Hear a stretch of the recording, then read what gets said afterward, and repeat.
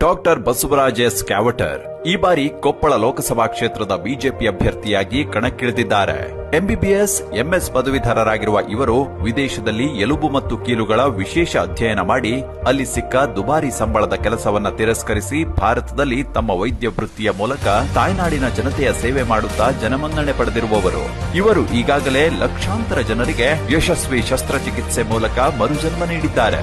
ತಮ್ಮ ಜಿಲ್ಲೆಗೆ ಸುಸಜ್ಜಿತ ಆಸ್ಪತ್ರೆಯೊಂದನ್ನು ಕಟ್ಟಿಸಿ ಜನಸೇವೆ ಮಾಡಬೇಕು ಎಂಬ ನಿಟ್ಟಿನಲ್ಲಿ ಕೆಎಸ್ ಆಸ್ಪತ್ರೆ ನಿರ್ಮಿಸಿ ಕೊಪ್ಪಳದ ಜನತೆಗೆ ಉತ್ತಮ ಚಿಕಿತ್ಸೆಯನ್ನ ಕಳೆದ 5 ವರ್ಷಗಳಿಂದ ನೀಡುತ್ತಾ ಬಂದಿದ್ದಾರೆ.